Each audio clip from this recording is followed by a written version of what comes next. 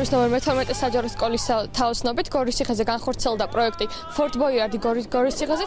პროექტში მონაწილეობას იღებდა 22 მოსწავლე. მოსწავლეებს მიეცათ 9 დავალება, რომელიც უნდა შეესრულებინათ მათ. საბოლოო ჯამში ბავშვები აგროვებდნენ 9 მინიშნებას, რომლითაც უკვე უნდა გამოიცნოთ საკვანძო სიტყვა.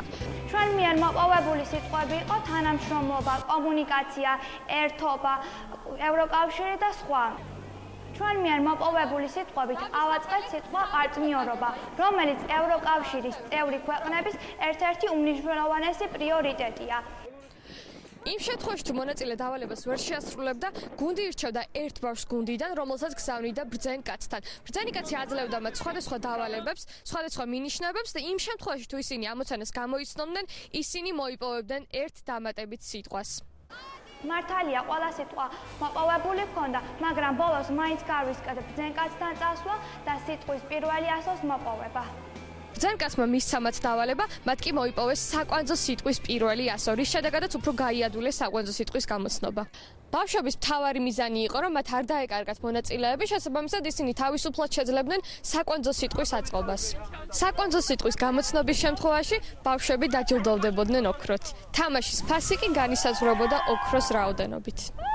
რატომ მაინც თამაში სწავლების მიდგომა? იმიტომ რომ ეს არის ინოვაციური მიდგომა. ჩვენ ვფიქრობთ, რომ სწორედ თამაში სწავლების პრინციპით მოსწავლეებს უკეთ ამახსოვრდებათ მიღებული ცოდნა, რაც მათ პრაქტიკაში განახორციელეს და ვფიქრობ, რომ სწორედ ჩვენი პროექტის მიზანი იყო თამაშის პრინციპის დანერგვა სხვადასხვა საგნობრივ ჯგუფებში, რაც შედეგად მოგცემს იმას, რომ მეტ დაინტერესებულ მოსწავლეს, უფრო მეტად ჩართულ მოსწავლეს, როგორც საგაკვეთილო პროცესში, ასევე გარეთ აქტივობებში.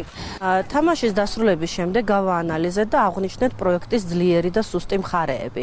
ძლიერ მხარეთ მიჩნეული გვაქვს ის, რომ დღესდღეობით თამაშის სწავლების პრინციპი ძალიან აქტუალურია, ინოვაციურია და მოსწავლეებში ზრდის სწავლისადმი ინტერესს, ამაღლებს მოტივაციას და უზრუნველყოფს ისეთი უნარების განვითარებას, როგორიც არის შემოქმედებითი აზროვნება, კრიტიკული აზროვნება და ხელს უწყობს გამჭოლი კომპეტენციების განვითარებას.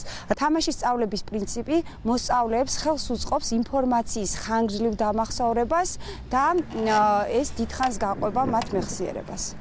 მაგრამ აღსანიშნავია პროექტის სუსტი მხარეებიც. ვინაიდან აღნიშნული ტიპის თამაში მოითხოვს ძალიან დიდ რესურსს, ძალიან დიდ მოსამზადებელ პერიოდს, მისი სისტემატიურად განხორციელება ყოვლად შეუძლებელია. თუმცა აქვე უნდა აღინიშნოს, რომ სასწავლო წლის დასასრულს, როგორც შემაჯამებელი აქტივობა, ეს იქნება არაჩვეულებრივი. მოსწავლეები სკოლაში სწავლობენ ევროკავშირის ისტორიას, თუ რამდენი ქვეყნისგან შედგება ევროკავშირი, როგორ დაარსდა იგი, რა პრინციპებზე ღირებულებებს ეფუძნება ევროკავშირი, რატომ არის მნიშვნელოვანი ჩვენი ქვეყნის წევრობა ევროპის სივრცეში. სწორედ ეს ცოდნა, რომელიც მათ სკოლაში მიიღეს, შემდგომ თამაშის პროცესში კითხვების სახით იყო მოცემული. თამაშის შედეგად შეიქმნა ვიდეო რესურსი, რომელიც ნებისმიერი დაინტერესებული პედაგოგისთვის იქნება ხელმისაწვდომი, რომელსაც სურვილი ექნება გამოიყენოს თამაშის სწავლების პრინციპი თავის პედაგოგიურ პრაქტიკაში.